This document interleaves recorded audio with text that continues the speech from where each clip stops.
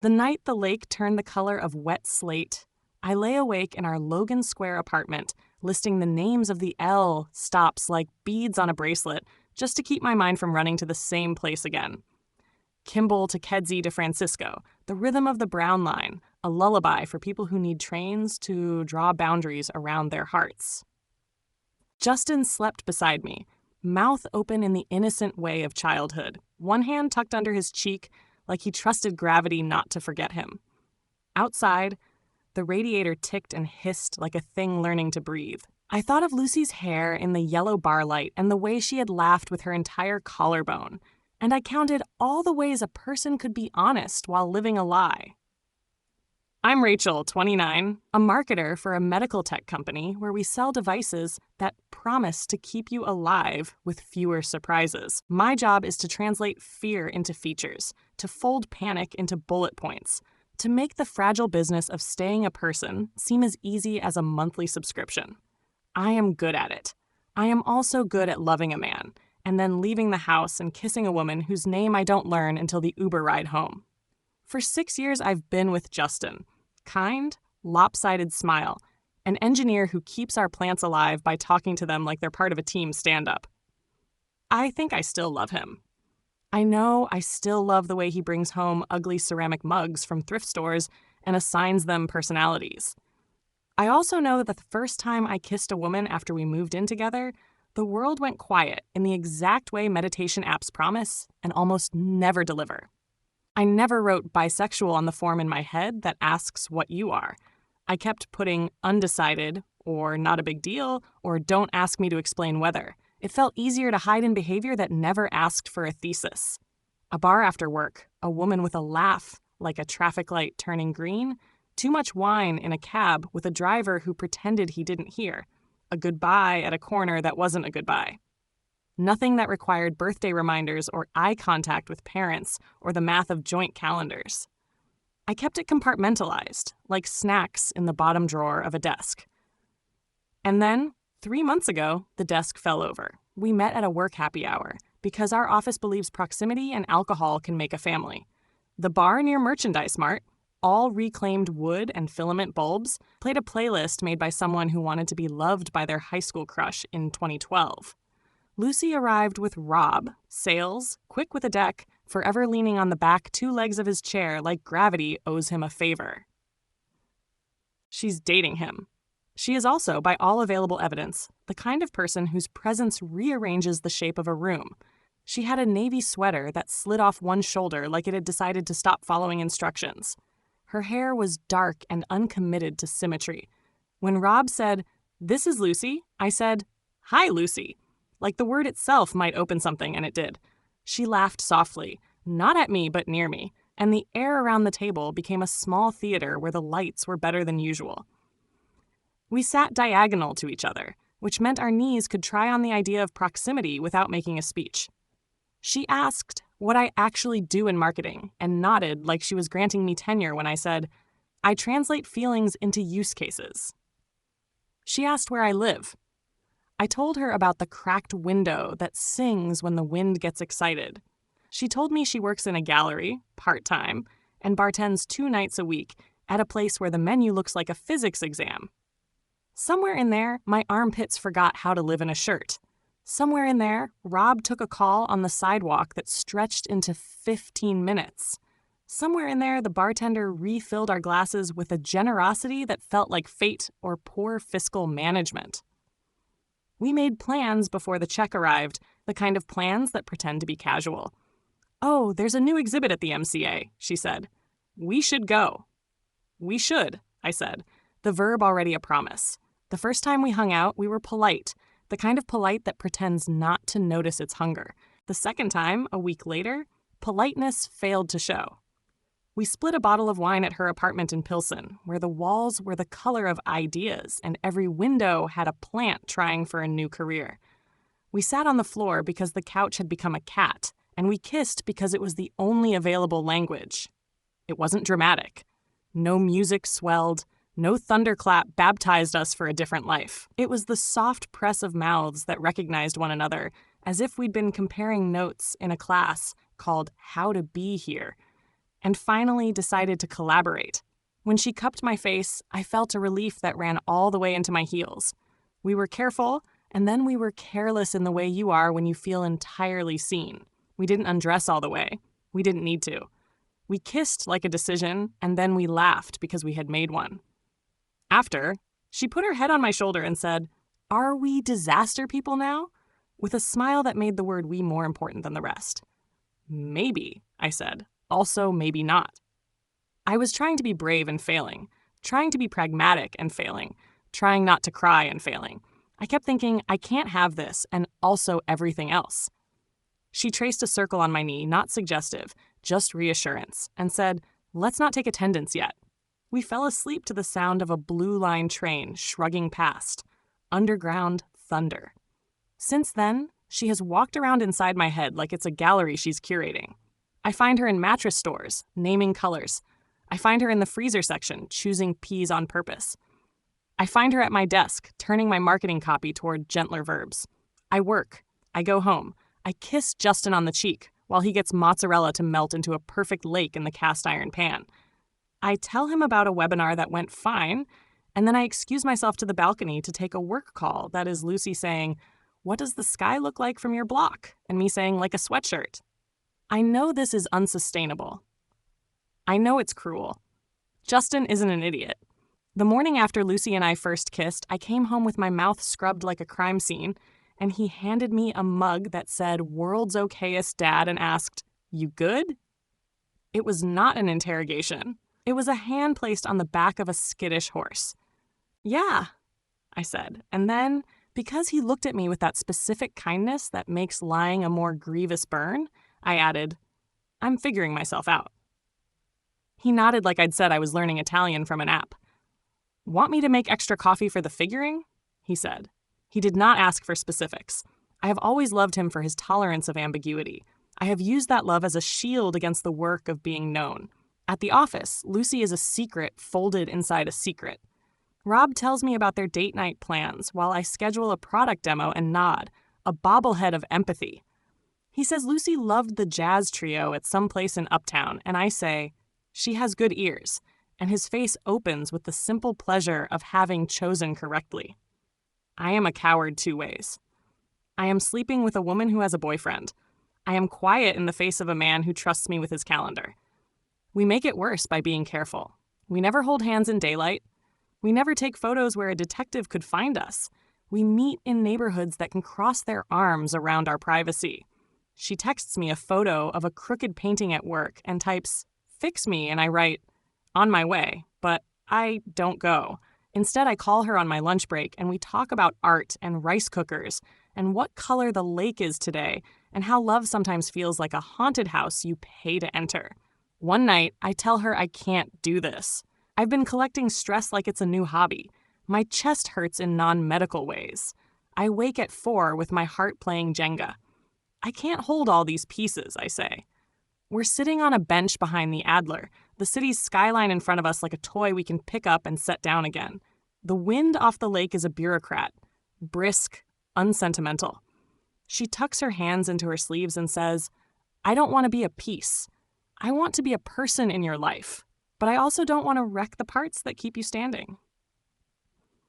We both watch a water taxi churn its way toward the next anchored version of itself. What if I am already wrecked? I say, which is dramatic and true. She leans her shoulder into mine, and we breathe until the cold decides to be mercy and lets up. After that, we try rules. No weeknights.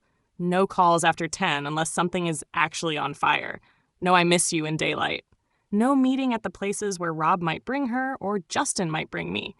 We keep the rules for 3 days and then break them the way a child does, looking over our shoulders for authority that never arrives. Lucy texts me at 9:47 p.m. I'm at Trader Joe's staring at the wall of cheeses. Rescue me. And I put on a coat over pajamas and stand in front of a pyramid of bras while we laugh like criminals. I say, "Get the one with the ash line. It looks like the moon practiced eyeliner." She says, "Come home with me." And I say, "I can't." And she nods, and we part like a good magic trick. Clean hands, full sleeves, nothing up the cuffs except the ache. I keep telling myself labels are for drawer organizers and produce, not people. Then I listen to my coworker Carrie talk about her wife as if she is describing weather that she has learned to love, and I want a word that would allow me to step into the house without apologizing for my shoes. I run the word bye over my tongue like a pebble to see if it is smooth. I Google late at night in the bathroom, the room you go to when you want to be alone without leaving. Is behavior identity? Do you have to have loved both to call it truth? My search history could be its own confessional booth.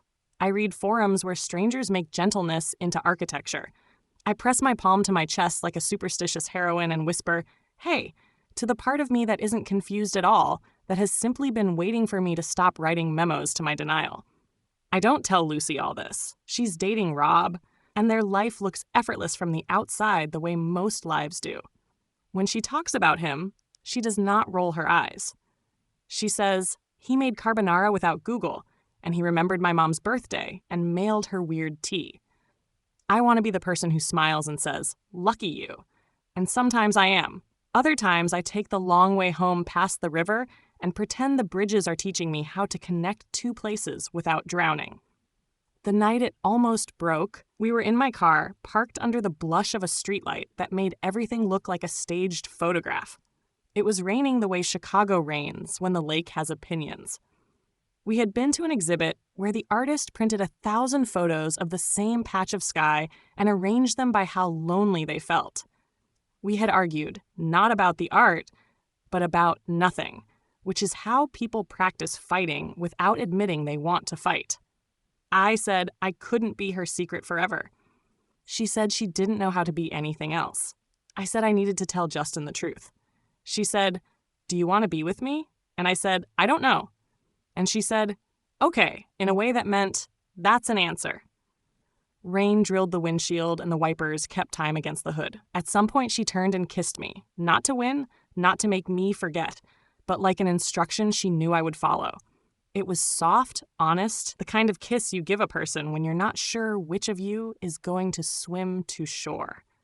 When she pulled back, we breathed the same new air for a minute. "I'm terrified," I said. "Same," she said, and we laughed, a small, exhausted sound that made the car feel less like a box and more like a room. I told Justin the following week because a person can only carry 2 lives across a city for so long before one of them spills. I used all the careful words I could find. I told him it started before Lucy, a habit of kissing women as if that were a weather system passing through. I told him Lucy made it weather I stood in on purpose. I told him I didn't know what I was or what I wanted, only that my body kept telling me truths my words were slow to admit. He listened the way he fixes a broken hinge, kneeling, patient, not making promises about the future of doors. He asked if I loved her. I said, "I love you," which is not a fair answer, and was the only thing I could say without crying so hard I lost my language. He nodded, wiped his face with the bottom of his t-shirt, and said, very quietly, "Okay, I need time." He slept on the couch not because he was punishing me, but because he did not trust his body not to reach for me out of habit. The apartment felt like a ship where the furniture had learned to be rafts. Lucy and I pressed pause. We said it like adults, we need space to be people who aren't defined by the worst parts of our choices. She went to visit her sister in Michigan and sent me photos of an apple orchard where everything looked like it was trying to forgive the world for winter. I took long walks down Milwaukee Ave and practiced not looking for her face in every window. Justin moved back into the bed after 3 days without a speech, just lifted the blanket and slid in like a truce. We slept like animals who had survived a storm, alert, grateful, with one ear turned toward the weather. Do I miss her? The way the river misses the wind, the way a list misses a checkmark, the way a song misses the person who taught you the chorus. I have not become a saint about it.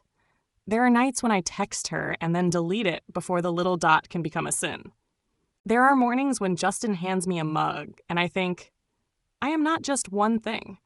There are afternoons when Rob laughs at my joke in the break room and the image of Lucy's face in lamplight knocks against my ribs like it wants out. I am terrified about what any of this means for the part of my life that wears rings and fills out emergency contact forms. I am terrified that I am a cliché, a person who burns down a good house because one window overlooks the sea. But here's what I am trying: not to make my fear into a god, not to make labels into prisons when they could be doors, not to use my confusion as cover for cruelty. I am making a small, earnest practice of telling the truth, beginning with my own name. When I walk by the lake, I ask it what color it is, and it never answers with a single word. It is slate. It is teal. It is the silver of old coins. It is the black of wanting. It is not confused because it refuses to choose. It is itself, and it still loves the shore that holds it. I told Lucy that on the phone one night when we agreed not to agree on what this was. Maybe we can be more than one thing without being 100 disasters, I said. She sighed into the speaker like a person laying down a heavy bag. I like that sentence, she said. Can I borrow it? I stole it from the lake, I said. We laughed like people on a TV show who will figure it out in 6 episodes. We hung up. I put my phone face down and stood at the window while the radiator made its small animal noises. Justin came up behind me and wrapped his arms around my waist like he was reminding us both of a shape we still knew how to make. You okay? He asked. I don't know, I said. But I'm not lying, and he kissed the back of my head and said, That's something. Maybe it will end with me leaving. Maybe it will end with me staying.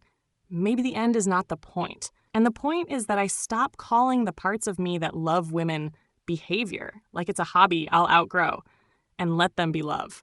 Maybe the point is to learn to hold the weight of my contradictions without setting them down on someone else's foot.